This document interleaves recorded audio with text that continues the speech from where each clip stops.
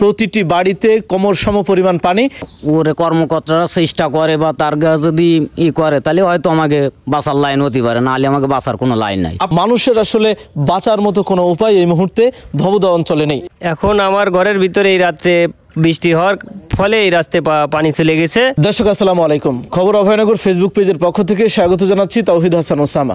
দর্শক, আমি এই মুহূর্তে অবস্থান করছি ভবদহ বিধৌত একটি জলবদ্ধ অঞ্চলে। আমি যেই এলাকাটিতে অবস্থান করছি এই এলাকার প্রতিটি বাড়িতে কোমর সম পরিমাণ পানি, এবং আমি এই মুহূর্তে একটি সড়কের উপর দাঁড়িয়ে আছি। এই সড়কেও প্রায় হাঁটু সমান পানি, এবং এই সড়ক দিয়ে যাতায়াতের এখন একটি মাত্র বাহন হয়ে দাঁড়িয়েছে এই নৌকা। দর্শক, আমি এই ব্যাপারে একটু কথা বলতে চাই। এই ভবদহ অঞ্চলে যে সমস্ত মানুষ পানিবন্দী হয়ে পড়েছে, সেই পানিবন্দী মানুষের সাথে আপনার কাছে একটু জানতে চাই। এই যে সড়কের উপর আমরা দাঁড়িয়ে আছি, আপনি এই সড়ক দিয়ে নৌকা বেয়ে যাচ্ছিলেন, কোথায় গিয়েছিলেন, কোথা থেকে আসলেন? বাড়ি যাচ্ছিলাম, বাড়িতে অনেক মোড়ে যাচ্ছি দোকানে কিছু কেনার জন্য। আচ্ছা, আপনাদের বাড়ি কোথায়? বাড়ি কোটা, পশ্চিমপাড়া। আচ্ছা, ওখানে আপনাদের বাড়ি কি অবস্থা এখন? এখন আমার ঘরের ভিতরে এই রাত্রে বৃষ্টি হওয়ার ফলে এই রাস্তায় পানি চলে গেছে। এখন মোটামুটি খুব করুণ অবস্থা, থাকার কোনো অবস্থা ওই জায়গায় নেই। আচ্ছা, গত সপ্তাহে বৃষ্টি যখন কমছিল তখন তো পানিও কমার কথা, কিন্তু কতটুকু কমেছিল? ওই ইঞ্চি খানেক কমেছিল। আচ্ছা, তারপর আবার এই বৃষ্টিতে আবার বাড়িছে। আচ্ছা দর্শক, আপনারা জানেন গতকাল রাতে প্রবল বৃষ্টিপাত হয়েছে। গতকাল দুপুর থেকে মূলত এই বৃষ্টিপাত শুরু হয়েছিল, সর্বশেষ আজকে দুপুর পর্যন্ত আমরা প্রবল বৃষ্টিপাত দেখতে পেয়েছি। আমি আরেকজনের সাথে একটু কথা বলতে চাই। আপনার বাসাটা কোথায়? আমার বাসা বলারাবাদ। আপনার বাড়ির অবস্থা কেমন এখন? আমার বাড়ির অবস্থা এখন ভালো না, পানি বাড়তেছে এবং এত সময় না বারান্দায় উঠে গেছে। আমি তো সকালে বাড়ি চলে আসি, সে অল্প জাগ্ন ছিল, এখন মনে বারান্দায় উঠে গেছে পানি। আপনি কোথায় গিয়েছিলেন? আমি কাজে গেছিলাম, মিস্ত্রির কাজ করি আমি। আচ্ছা, কিভাবে দিন যাপন করছেন এই পানির মধ্যে? কষ্ট হচ্ছে না? কষ্ট তো অবশ্যই হচ্ছে, খুব খুব কঠিন অবস্থা আমাকে। আপনারা পয় নিষ্কাশন, তারপর বিশুদ্ধ পানি, এগুলো কিভাবে ম্যানেজ করছেন? এগুলো আমাকে ম্যানেজ হচ্ছে না, আমরা কলের পানি খাচ্ছি, আমাকে যে কল আছে সেই কলের পানি আমরা খাচ্ছি।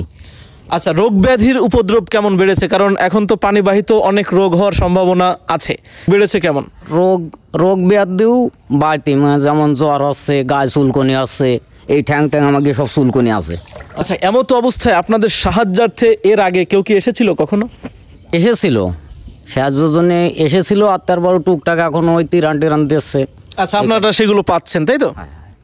দর্শক, শুনছিলেন মূলত পানিবন্দী মানুষ যেভাবে দুর্বিষহ জীবনযাপন করছে, তাদেরকে সাহায্যের হাত বাড়িয়ে দিয়েছেন অপরার বেশ কিছু সামাজিক ও রাজনৈতিক সংগঠন। তবে এখন যে অবস্থা, এটা আরও দীর্ঘস্থায়ী হবে বলে আমাদের কাছে মনে হচ্ছে। আচ্ছা, আপনার কাছে কি মনে হয়, সহসা খুব তাড়াতাড়ি এই পানি কি সরে যাবে?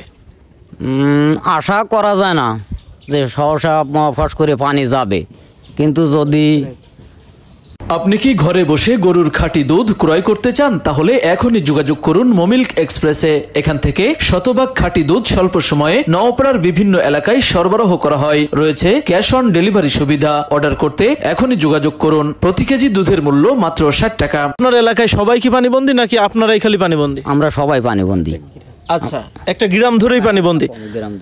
আমরা যদি সেখানে যাই, কোনো বাড়ি কি শুকনা পাবো? আশা করা যায় না। আচ্ছা, আশা করা যায় না যে শুকনো পাওয়া যাবে। আচ্ছা দর্শক, এতক্ষণ ধরে শুনছিলেন মূলত পানিবন্দী মানুষের যে কষ্ট, যে দুঃখ, যে দুর্দশা, যে দুর্ভোগ, যে সংকট, সেই সংকটের কথাই আমরা তুলে ধরলাম। মূলত সাধারণ মানুষের যে স্বাভাবিক দৈনন্দিন কাজকর্ম, সেটি প্রচণ্ডভাবে ব্যাহত হচ্ছে। মানুষের আসলে বাঁচার মতো কোনো উপায় এই মুহূর্তে ভবদহ অঞ্চলে নেই। দর্শক, আজকের মতো এই পর্যন্ত, আবারও দেখা হচ্ছে অন্য কোনো ভিডিওতে। সেই পর্যন্ত সবাই ভালো থাকুন, সুস্থ থাকুন, আল্লাহ হাফেজ।